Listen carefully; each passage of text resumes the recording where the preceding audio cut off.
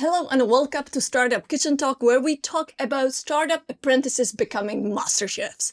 My today's guest is very powerful and stylish, and that's why I'm wearing banana in her honor. And also, speaking of banana, she's quite rare. Imagine banana tree in the Arctic. Unexpected origins and lot of resilience. Please welcome Yassaman Omidbakhsh, the co-founder of Eyerim, the most successful eye optic e-shop in the region. Thank you so much, Kate. Thank you for having me. That was a rough start.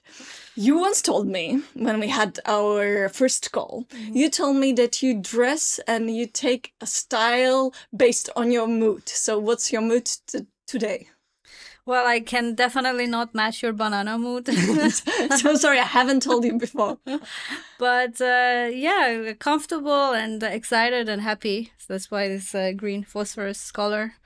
So I tend to, I mean, it's not such a big thing, but it does impact my mood depending on the occasion. That, you know, I wake up and I feel certain ways and I change my wardrobe to feel more comfortable in that day depending on my mood. So and I think, you know, as women, we have a great opportunity that we can play around with fashion and impact our mood, which is quite interesting for me. So, yeah. Well, and in a lot of your photo shoots, you're wearing black. Does it mean that you think it's stylish, or does it mean that you are slightly nervous and stressed and you want to express something with the blackness of the wardrobe?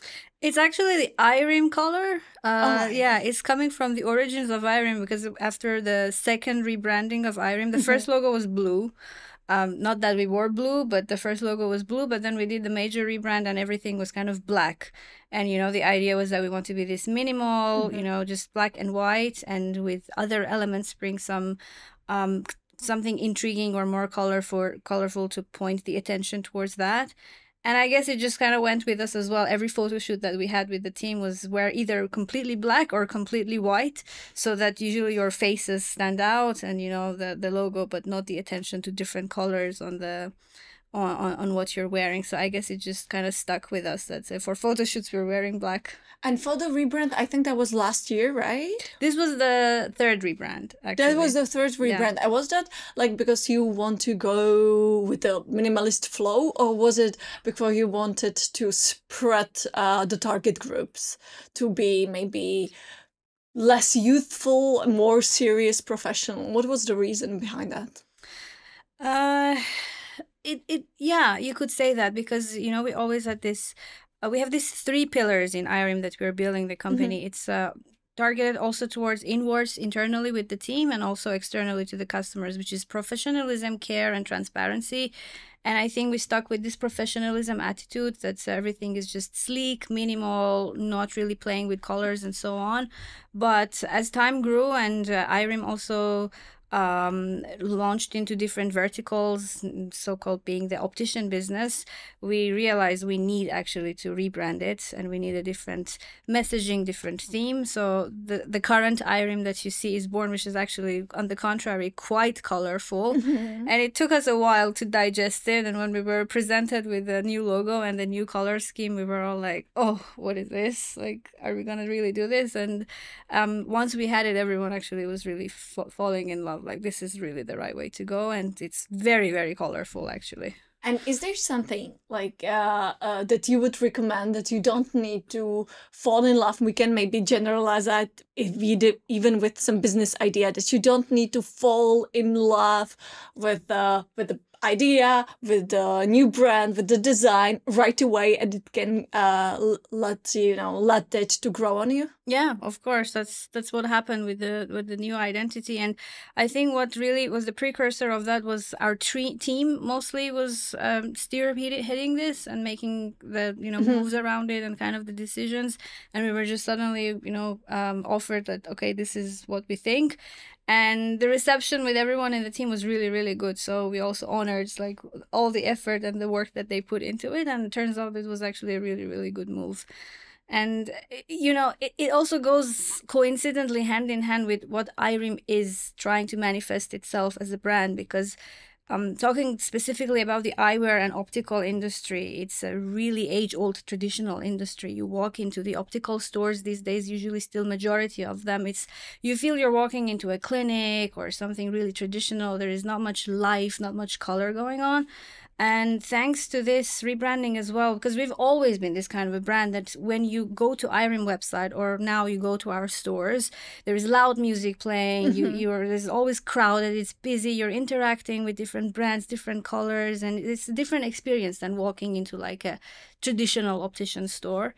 So I think with this new, colorful and this new identity, it coincidentally really goes hand in hand with what we're actually trying to change and transform also in the industry, at least on the surface of things. And talking about colorful, rich and entertaining, you lived in Iran and Malaysia, in Slovakia. Now we spent a lot of time in Czech Republic. Who has the best cuisine? Oh, well, I cannot go away from my roots in that regard, so I am gonna have to go with Iran. And who has the best cuisine for startups? Well, Startup Kitchen, of course. But I mean country-wise. For startups, I think I would go with the Czech Republic now. I haven't been to Malaysia for a very, very long time, although I'm hearing it's becoming again like one of the best, nomad and expat capitals or hubs of the world. So hard to say, but comparing between Czech and Slovakia, I think things are just more accessible here for busy people. And what is the biggest difference? What is the thing that you think here makes it easier for the startups than Slovakia? Well, definitely the fundamentals, the politics and the government, I would say.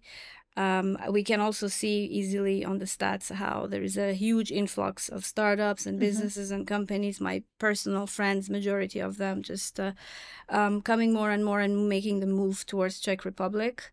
So I think that's definitely one big reason, one big incentive that this country is offering. But also something that I tend to also talk about, that it's quite a pity in Slovakia that it has a really great geographical location. It has really resilient people that they're hungry to create and build things, but they're not really advertising themselves as such. Whereas I see in Czech Republic, actually, they're doing better marketing in that sense. And you can immediately also see the results here as well, that there is a lot of startups coming to fruition. This is so nice to hear, because so many times when we talk to startup founders or in Czech-based investors or, CEE-based, we tend to hear what's wrong with the industry, everything, it's so, and the paperwork and everything and the mindset and the education, and yet you sit here say how welcoming it is very nice to hear. Do you sometimes think, and even based on the origins that we're gonna talk in a few minutes, but do you sometimes think that maybe the Czechs and Czechoslovaks, that they tend to complain a lot in in comparison of what you see as possible? Yeah.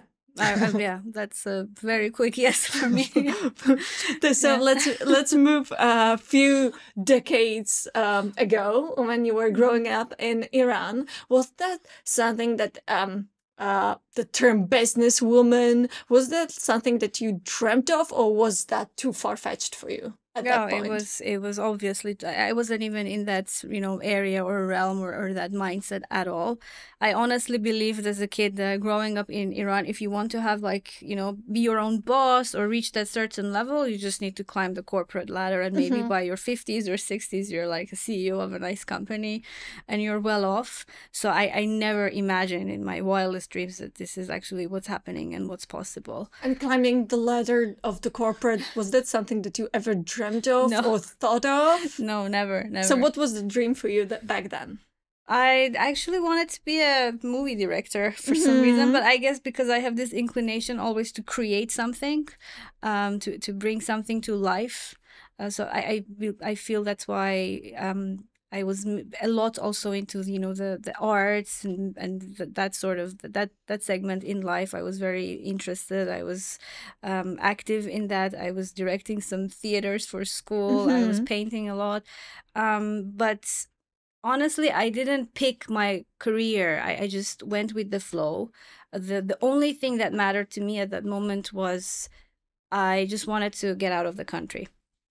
Oh, and that was at what age? Well, since I was very young, I knew that I want to get out, and immediately when I turned 18, I escaped.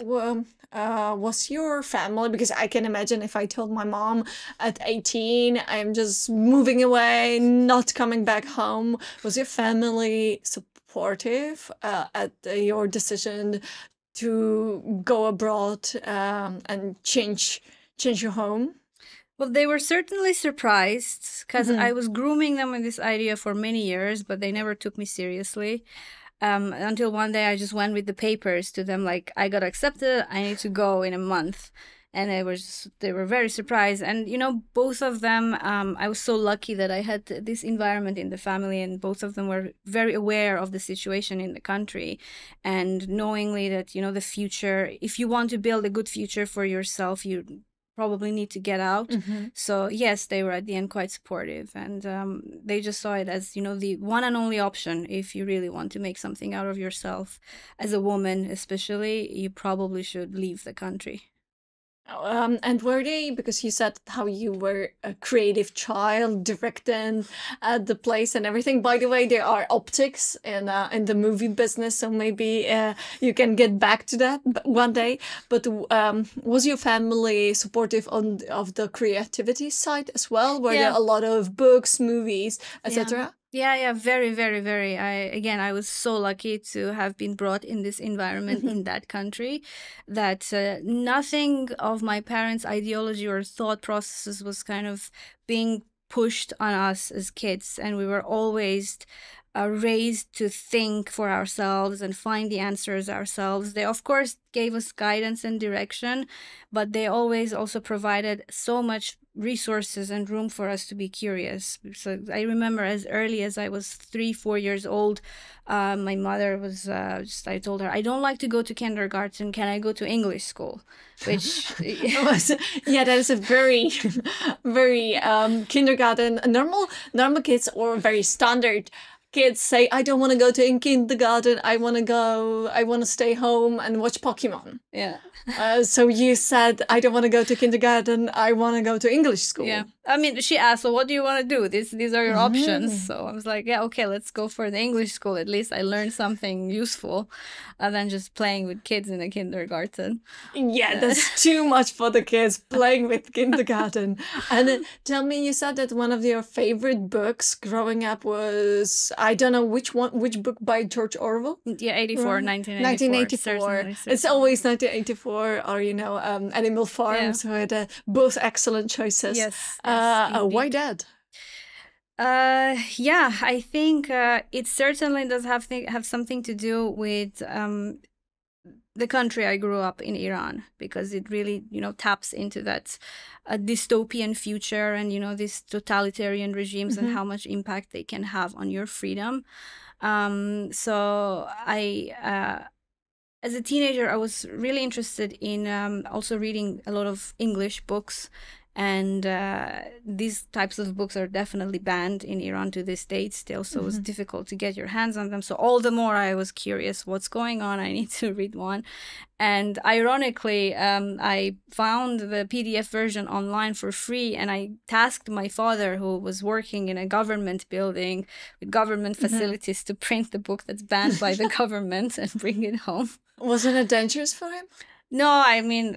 even if we never thought about it, you know, we just, just print a couple of books for me, please. And they're from banned. The governmental building. Yeah. And immediately I was hooked, and it was, I found these dystopian types of books and storylines very kind of romantic, in a sense that there is still hope. Well, there's not a lot of hope in 1984, to be honest. Yeah, and the ending is not the best when I think of it as well, but it was a good alarm, you know, like that your freedom is really important, And it's the only thing that you have that really can shape your life and eventually the world. So make sure that you always will have that. And that was really hacked and embedded in my mind to this date, and to the way that we also run Eyerim together with Martin. And I would say one of the main reasons that when I met Martin, we really kind of bonded and we had such a strong friendship, because these types of ideas and this type of thinking is very integral and important to us. The way that we are as people, the way that we treat people, and the way that we run our business.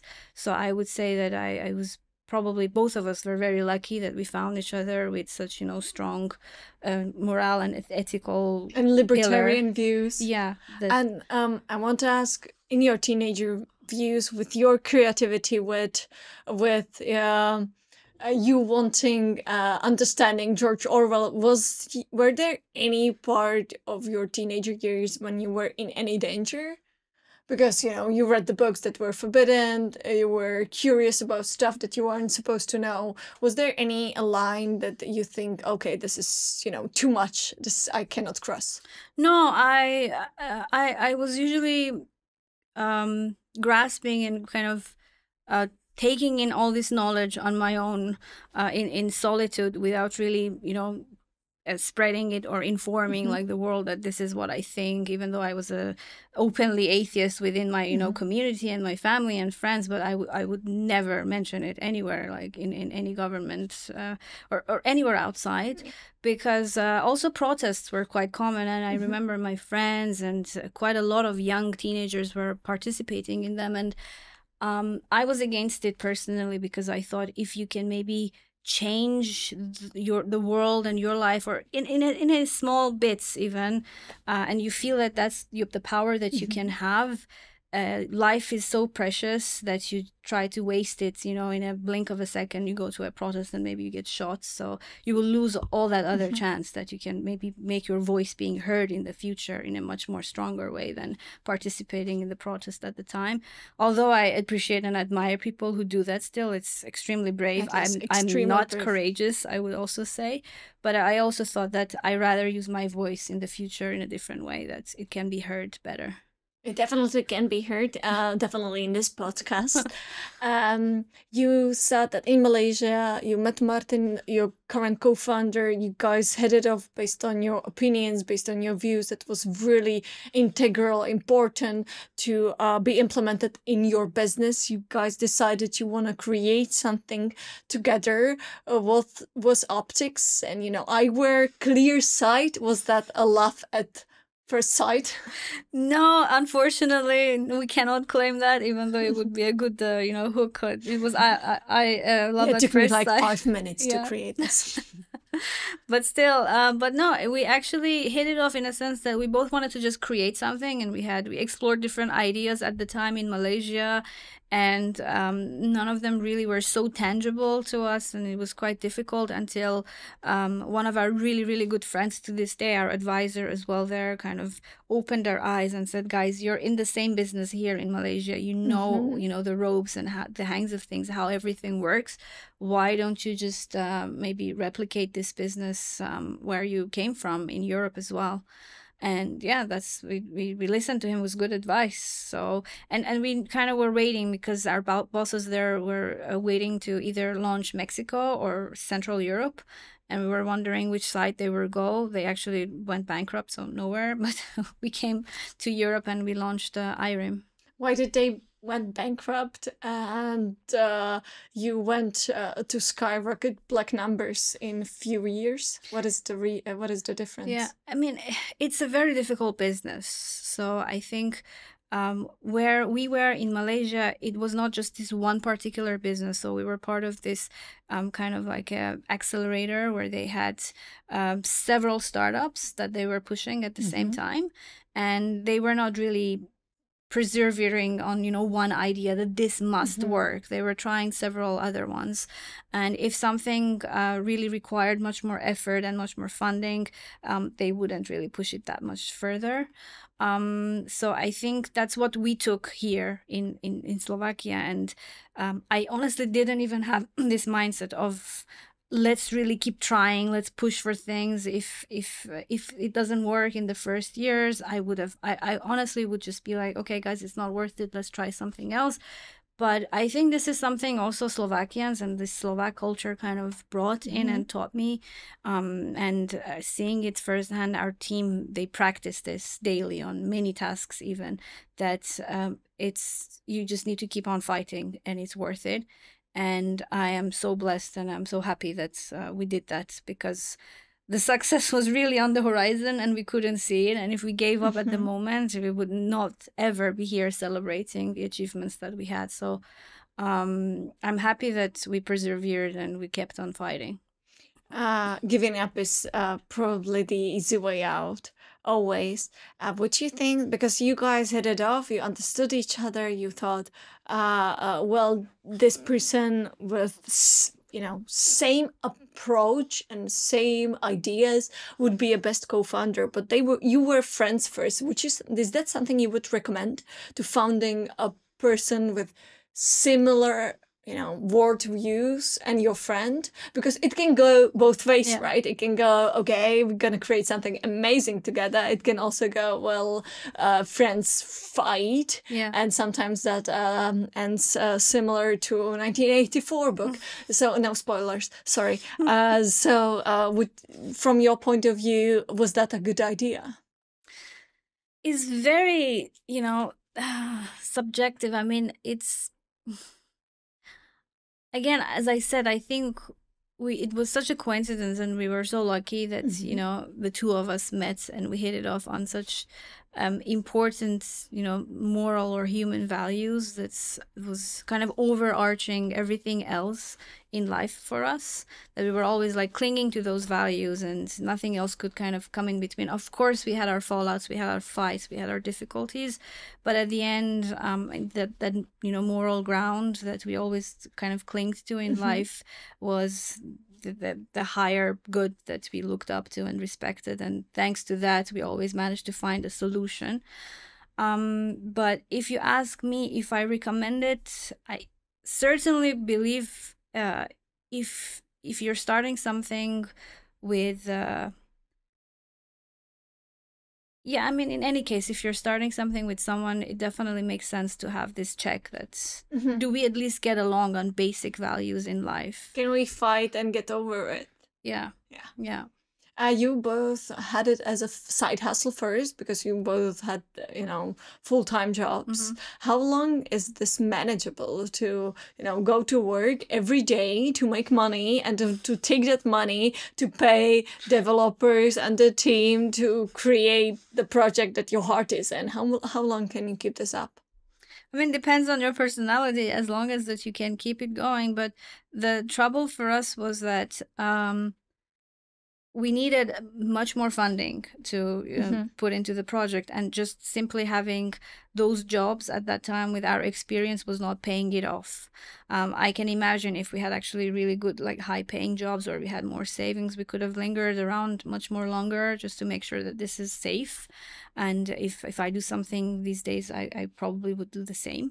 But back then it was not enough, and it didn't make sense, you know, for such an amount to just stick around for a long time. Rather, let's put 100% of our time and effort into the business. And we started also fundraising, which is something that none of my co-founders really believed that it would be possible at the time. But yeah, I mean, I'm surprised we actually pulled it off without even having the website launched. But you already, I remember you telling me that you were already signing contracts and you didn't even have a website on. Wasn't that like a, you know, impossible juggle? It was, yeah. And the worst part was we already had before that signed a contract with a development agency and signed in 20K for the website development. So we already, you know, put ourselves deep in the debts that this all is happening. And it was, lucky that we managed to pull off the fundraising, and kind of everything from there was just, you know, catapulted upwards, and the business was growing. And that was a big learning for us, because from there we thought, okay, this is how you just do the things, going forward. Just, imagine huge growth, being really ambitious, and without really having secured the finances or knowing actually how much it would cost, this plan of yours, we were just going more and more into debt. And sometimes if things doesn't work out as planned as well, and your business is not growing as much and you're declining, then and you're not fundraising on time as well, then yeah, we're gonna talk about the learnings in a bit, because I really appreciate how open you and Martin are about talking about mistakes that other people can learn from. But I just wanna get back to that point. Like, what was the point when you were juggling 2 jobs, signing contracts on a website that didn't exist, etc.? What was the click point? When you said, okay, let's go 100% in. Was it more like necessity that you really kind of had to when you had those signed contracts, or was that like your field, this can really work? Was that the famous movie iPhone moments? I think it was just a regular flow of life, because when we started Eyerim with Martin, we were still in Malaysia.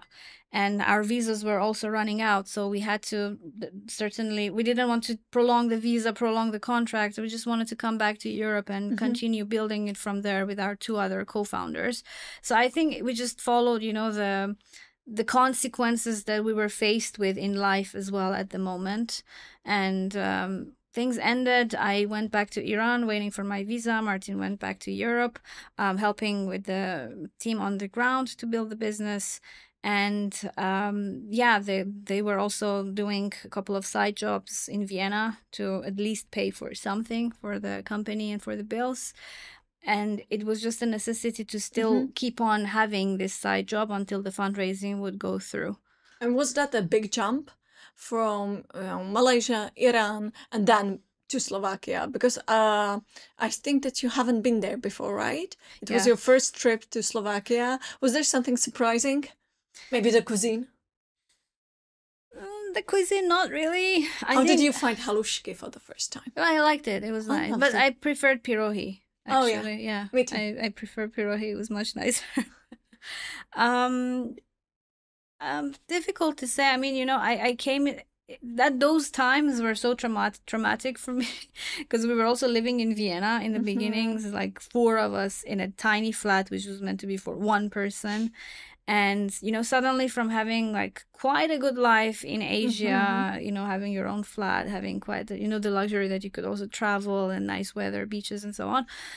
You come to a life in Europe with everything is much more expensive. Life is more serious, and you got to take things serious. And it was such a, downgrade that we had good positions and a job, and we were quite well off in Asia. And then you kind of suddenly come back here and things are completely 180 degrees different, and it's much more a struggle for something that may or may not work. But I think what really kept us going was we completely were blinded to the possibility that it's not going to work. We were so in love and so much I had so much passion for building this, and just seeing this tiny results every day. You do this is the outcome. You do this is the outcome, was so intriguing that the rest just didn't matter and kept us going. But it was still in like 1-room flat in Vienna, living with 3 guys from Slovakia. Yeah, Are they all from Slovakia? Well, what was the toughest part on that? Was it the bathroom schedule? What was the hardest part on the downgrade? It was very cold. It was very cold. And we couldn't afford to, turn on the heaters.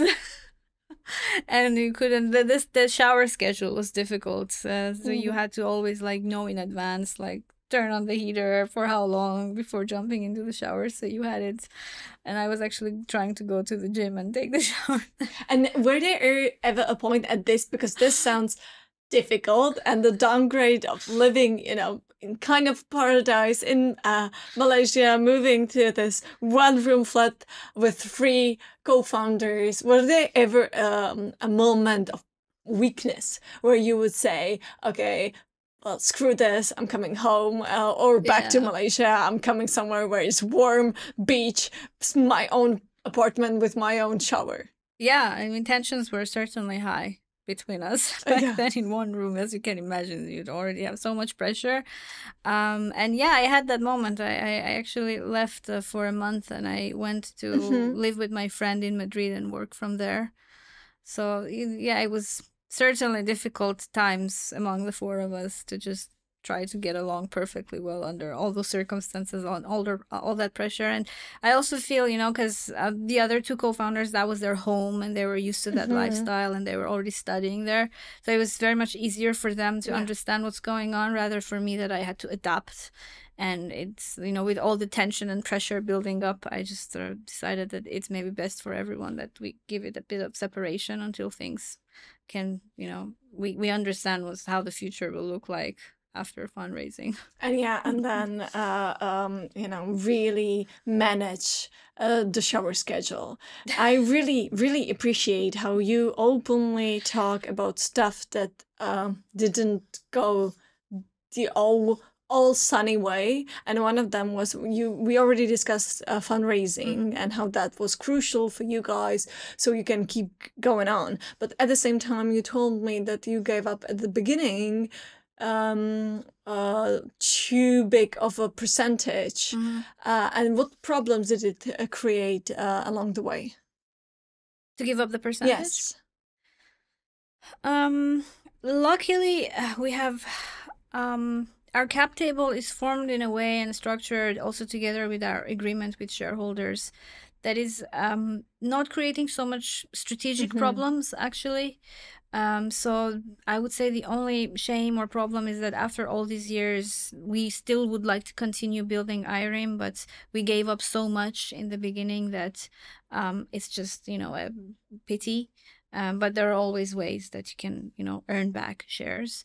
But in terms of like shareholder dynamics or cap table dynamics, luckily we had a really good shareholder agreement in place, where also our shareholders were quite friendly towards this notion that since we have so much little share, so, you know, let's make the founders happy in other ways so that they're not losing more control, at least on the strategic or decision-making side of things. And who did the paperwork? Because there are so many, you were both, you were all first-time founders.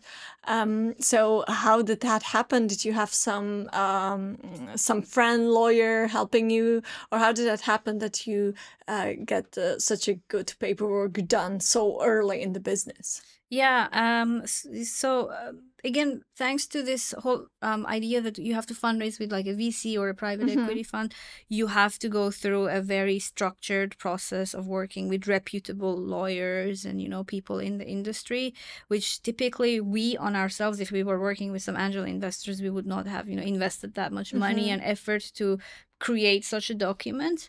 But this was kind of a requirement, and we had to work with really good reputable lawyers.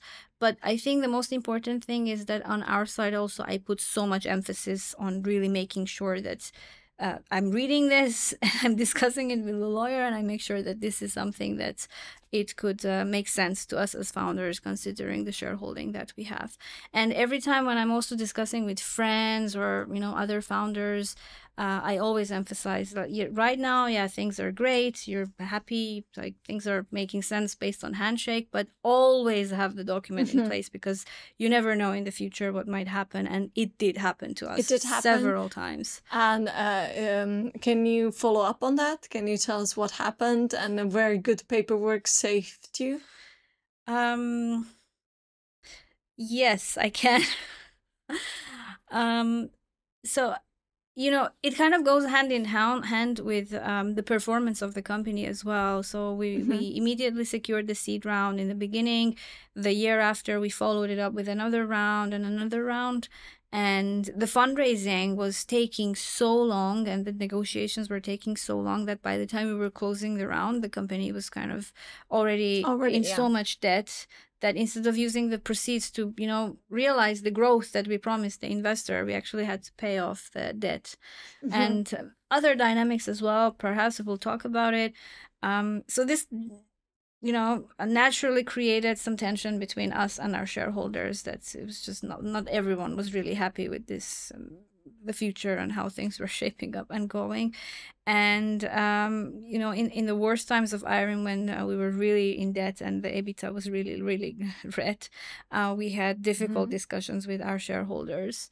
But thanks to these contracts that we put in place, we managed to still secure our place and, you know, keep the company running with us and not let outsiders to come and, you know, take it away from us. Were there some who were like calling for bankruptcy or for sale of the company? It wasn't really serious. Mostly they wanted kind of the change on the executives and management and the team. Which we definitely didn't want to let go. So thanks to that, we managed to kind of have a higher say or use our votes to, you know, outvote the rest. But it certainly did really, really help. But also, you know, outside of shareholder dynamics, generally with anyone that we worked with, partners or our people, it's also great for them. It's just really important to invest that money with your law firm or your law counsel and make sure things are just written down and agreed. Yeah, definitely. And in the time of crisis, there are arguments, and it makes sense that people have different approach. But you, even though that you stick to the management roles, you said that there were some things that you could have done better, and that it was because both of you and Martin, were focusing on fundraising so much. Yeah. Maybe because of the reason you said that the debt piled up, and you had to fundraise all the time to pay the debts. Yeah. So it makes sense. But who ran the company back then? Yeah. That's exactly the trouble, that you know, it was from the first moment we learned, okay, you fundraise, you continue building, you fundraise again, and you continue building. So we were kind of used to this, you know, setup. And even in the good times, instead of really focusing on optimizing and building the business, we were just kind of fundraising to, you know, grow the team and grow the numbers and pour the money into marketing, because that's also what we were used to from, you know, Malaysia times, because we came from this era or this community of people that they came from the Western Europe or America, and this rocket internet, it's a, you know, $1 billion on the stock market, that they were copying the workable solutions or ideas from America. They came to other parts of the world and replicated. It worked for them. And it worked really for them. But what was really important was they were pouring millions into those ideas, especially in the marketing. And it was just use the marketing money and, you know, bombard the performance marketing on Google and make sure you can capture the market share within a couple of months. And then you're just the go-to person for that particular idea. And if it doesn't work, it's okay. We'll just start something else. With a little blackmail, like, what will we do if the other company, like Airbnb, doesn't buy us, right? Yeah. But of course, we came from this school. Yes, of course. And we didn't have this, you know, big capital that would protect us. That, okay, if not this, then that. So this is just genuinely what we were used to. And this was also what really was the talk of the town when you listened to, you know, podcasts, VCs in Silicon Valley. Yeah, everything and the is books. marketing. Yeah, everything is just like, grab so much money on the VC side and just pour it into marketing and grow. And the EBITDA doesn't matter. You're just sacrificing that for the growth and for the market share. And I feel that these days the talks and the focus has shifted so much because people realize that solution was really not sustainable, and you really have to actually build a sustainable, profitable, optimized company. So again, learning by doing, that's what we did. That's what we were used to. At what point did you find out that EBITDA does matter? What was the situation? So, you know, throughout all these years, what we actually had at least was that we were growing double-digit numbers quite nicely. So that was our winning card. That if nothing else, the company is growing so much, there is so much demand, and the future of this industry is bright. But then COVID came. And majority of our business was still the sunglasses or reselling frames mostly. The optician business was not that professional, minuscule. So suddenly the business really went in decline, which was, you know, surprising for e-commerce, because e-commerce during COVID was like the talk of the town. Yeah, but you can't flash your new products exactly in your sweatpants. By the way, I gotta ask, it's a very out-of-box question, but I can't imagine you in sweatpants. Did you wear during COVID like proper COVID outfit? Didn't wash hair for a week in your sweatpants? Have you been the true COVID even girl? outside of COVID? Yeah, I do that. Really? Really? We all need our comfort moments. I will believe when I see it, because every picture I've seen of you, as stylish as it gets, back to the COVID business crisis. So you couldn't flash new sunnies, so the sales dropped. Yeah. And at that point, you realized that you were focusing too much on marketing and too much on fundraising, and then there are problems in the company. So what was the solution? Yeah, so, you know, throughout all those years, we always had this idea that this will always be the solution, that you have to double down on the optician business. You have to make your own lens lab and you have to grow that side. But it was so challenging, and just growing so much on the sunglasses business, we just kept, you know, parking it away. And next year, we will think of it next year. But so when COVID came, it kind of put us in a situation where we just had to make it happen, even though it was very difficult. We were, again, in debts, company not growing as many were doing. There were so many layoffs around, which we didn't lay off anyone in the company at the time. But it was very, very difficult. But we doubled down and we put all the earnings that we had into making our lens lab, into launching our own private label, and into launching the optician business properly. And soon after, like the prescription eyewear. Yeah, prescription with the lenses. And on top of that, also secured to open our first showroom in Bratislava, which was something that we never wanted to do. We never wanted to go to the offline. We always thought the future is online. But we did all of these things, and a year and a half later, suddenly the business was not only growing, but we also made profits, which really helped. Two questions on that. How did you manage not to fire anyone? I know that you cut the salaries, your own and of the employees, I think all up to 20%. Yeah. Right? How did they take it? Yeah, so we are extremely transparent in Eyerim. We every month we show everything from top to bottom. We talk about everything. Transparency, good for eyewear. Yes. So we were also transparent about this topic, that you know, we definitely don't want to let people go. This is the situation. See it for yourself. We're not hiding anything. And the best way to go in order to keep everyone still in the company while we fix. How many people was that? We were around 60 people at the time. Yeah, and we also offered them, like, this is the plan, this is how we need to get out of this situation, but we also don't want to let anyone go, because that's just not really that's not sustainable. It's not good for what we are trying to build. So what we should do is we will drop our salaries as C-level and executives by almost 30-40%, and with the rest of the team it will be half of that. And of course, you know, like, everyone's not really happy about that in the beginning, but over time they appreciated it. And they see, like, how many people lost jobs on the market, and still they managed to stay with Eyerim, and Eyerim actually flourished, and we got back on track, and everyone actually is happier than before. So that's the way that we did it. We didn't fire anyone at the time. And how did the investor take it when you informed them about the pivot to the prescription glasses? Were they, like, cheering, or were they, like, very critical of the idea? Both. Yeah, both. I mean, you know, we have an interesting cap table with our investors with different, you know, mentalities and mindsets and approaches towards new ideas. And it was a very mix of messaging, like how we should go around it. But if we wanted to secure everything and give them all the answers, I think to this date we would still be discussing it. So whilst we were, just warming them up and discussing that, we knew that this is what we have to do. So we were in parallel already working on those things.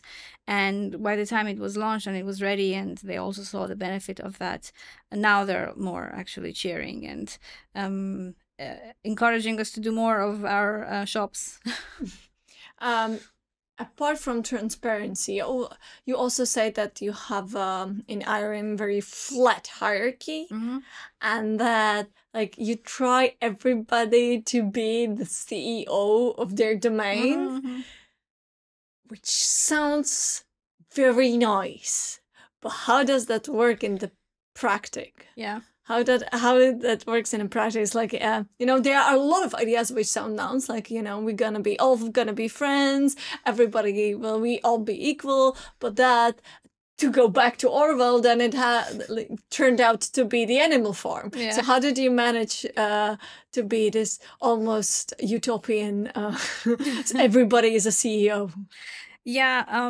Yeah, it goes really back actually to that, because as I said, when we met Martin, for us this freedom, but at the same time really appreciating that you have the freedom and not take it for granted, was the pillar of creating Eyerim. And this is the culture that we have in Eyerim and we foster with everyone.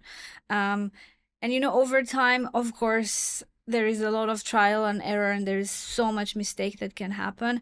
But if I compare it to companies that you may have like a proper authoritarian system where everyone is just task-based and you have to do what I say and this is what you do, over time it just kills creativity and innovation, but maybe it mitigates risks.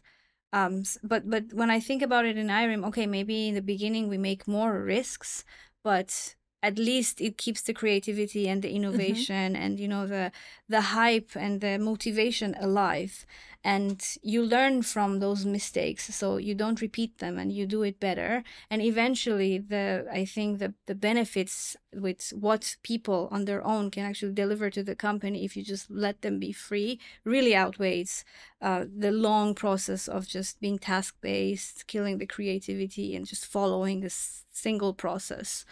You mentioned from top to bottom that it kills creativity if you manage like that. Yeah. Can you give us an example of some idea or any creative thing that happened from the bottom to top, like that when the employees have such a freedom, they utilize it? There is, so like the latest examples I can think of is certainly a lot of cool new tech that we're trying to build with AI and personalize the shopping experience, which is not out there, but it definitely came, from the bottom. And in many cases, it's not this like grand idea that will change the business. It's mostly about, in your domain, what is the best solution to, do it differently or do it better, or find new partners and bring new concepts and ideas. But honestly, I would also say that our entire private label is from the bottom. Like really? Concept, the branding, the naming, the whole thing around the private label model is also from the bottom. And all the tools and the systems that we're building from the Lens Lab, it's quite technically heavy. So we had to be more agile and innovative around the way that how we actually do our Lens Lab for an e-commerce business, and not just a manufacturing plant for like a lens business. So a lot of people actually came up with different innovative solutions around that, how to create the whole process there. And how does the co-CEO role works out? Because everybody sometimes fight in the business. You also mentioned that it can create something good, that it's normal, that happens. You always need to find the way out. But when you, with your co-CEO, Martin, if you have a really strictly different opinion about something, what is the approach then? It rarely actually happened that we were in this situation. We had very difficult opinion about certain things, but The good thing in Eyerim is that we always prioritize the good ideas over who says what. And we also, we know exactly where Eyerim needs to go as a next step. Like, it's very clear to us that this is the long-term plan for Eyerim, and we have to get there. So it's also easy to kind of filter out all the things, all the noise around it. If we have a dispute between us or anyone in the team, we all just like refer back to this line that we have to get back on track. So with Martin, it's always just been through, you know, logical discussions that we arrive to a solution. But again, it really rarely happens that we are having such a difficult, you know, dispute among us. It's usually what happens is if someone has an idea actually and wants to do something, just having this kind of discussion with the other person elevates it to even higher and better levels, rather than trying to solve a problem that we don't agree on something. You already shortly mentioned the technology and the innovation that very often comes from the bottom. I would have a question, because a lot of those things that Eyerim utilized were already there. I mean, of course, marketplaces, internet, then also image recognition, and also the augmented reality, right? So why did Eyerim kind of won in the region? Why nobody else took this opportunity? I think it's very much connected to this earlier conversation we had a little bit about how we manifest ourselves as a brand. And it's not just a place where you buy glasses and sunglasses, but it's a place where we are trying to kind of promote Eyerim as we are your friend who is trying to help you to buy the best eyewear that suits you. And I think the brand kind of portrays itself, and that's how our customers also feel. And it's very much tangible if you walk into our store, just the way, how you feel, how you interact with the brand, how we interact with you. The activities that we're also involved with is just not tailored only towards eyewear. We try to also work with, you know, other artists and sponsor them, or some musicians and so on. So it's more than just being an eyewear brand, but it's about, it has more soul and life to it. And I think in this day and age, people are more attracted to interacting with a brand that has more life or more to say than just, you know, taking their money and giving them something in return.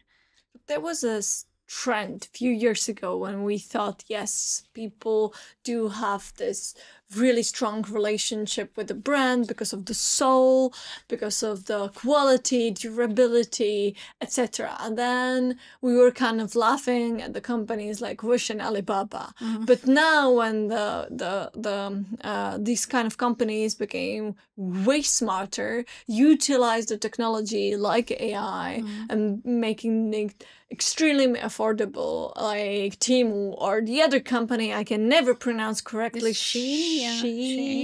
Wait. Yes. Do you take this? And then, you know, even though we can talk about some sustainable trends and soul brand connection, yet the numbers say that the sales of these companies, even from this region, are growing. Do you take this kind of new, very consumerist approach, do you take that as a threat? Or do you consider that as, well, something that comes and goes? Yeah, exactly. I was going to say this. That Sorry.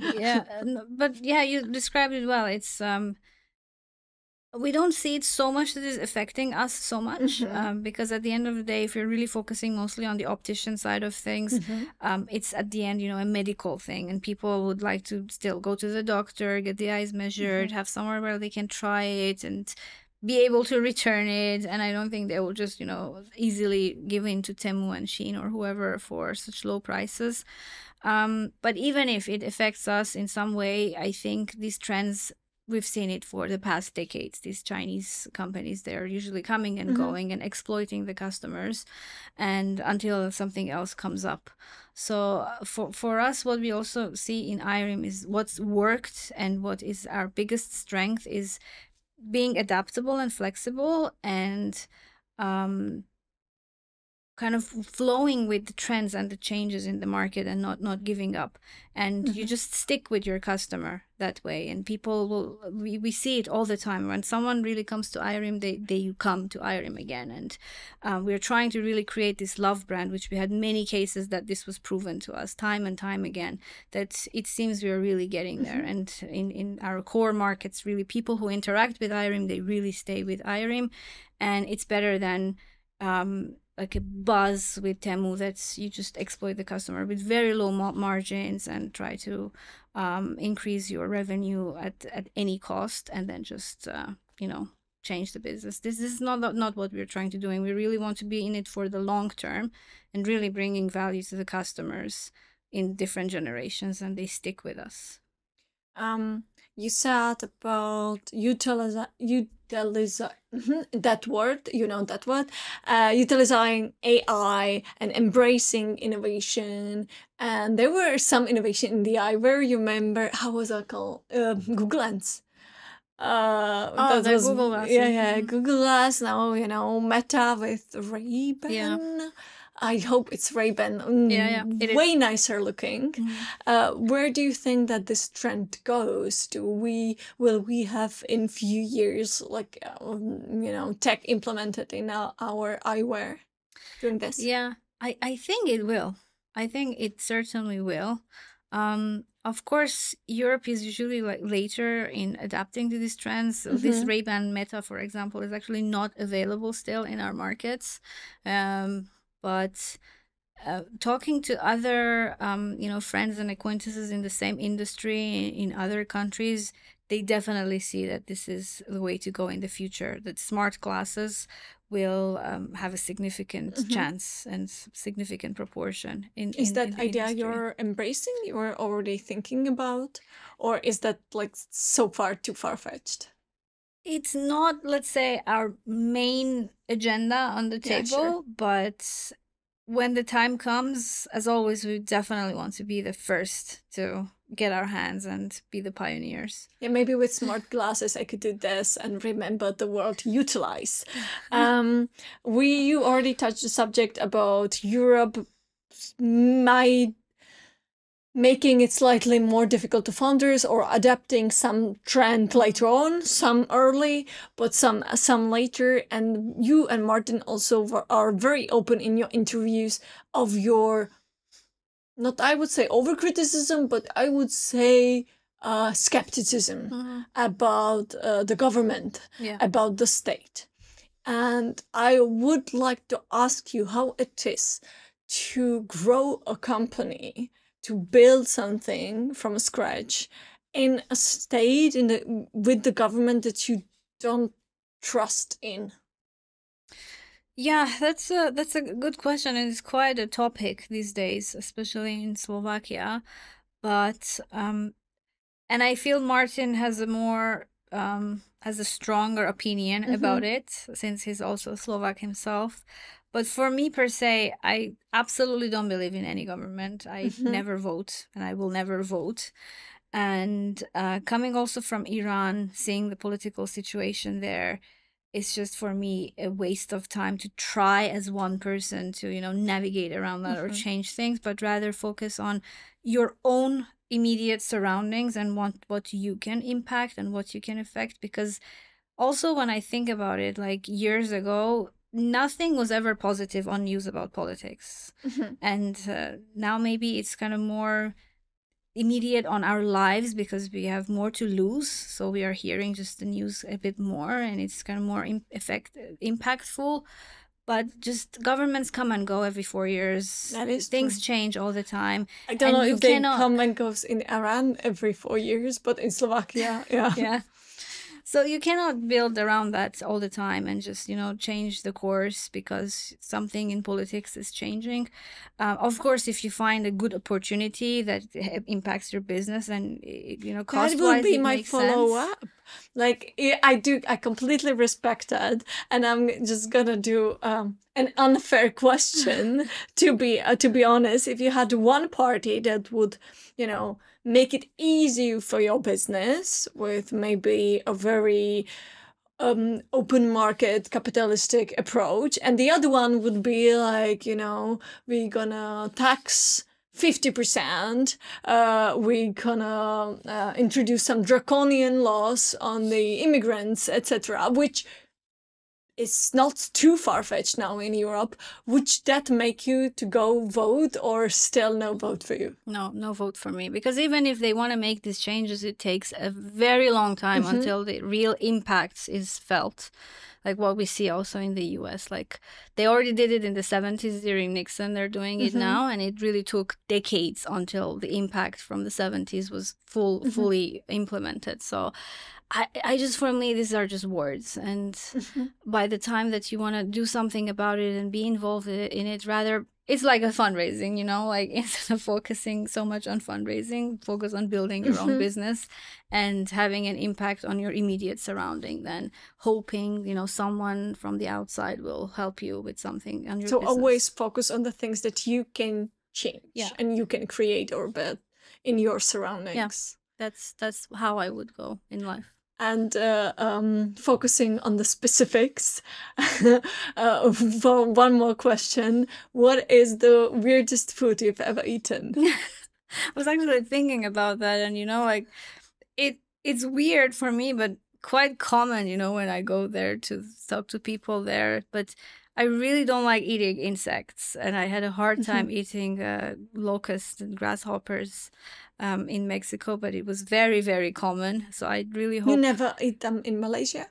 No, I try to avoid them, and I hope there is no time coming in the future of, the human times that we have to be forced to eat insects instead of meat. But the weirdest food, honestly, that I ate, I think it was jellyfish in Malaysia. In terms of just the textures, slimy, slightly chewy, and just does nothing for you. So, yeah, not recommended. Not recommend that either. Thank you so much for being with us today. Yassaman Omidbakhsh, someone who doesn't believe in the future of insect protein, because she wouldn't eat that. Thank you so much for being with us today. Thank you so much. It was so much fun.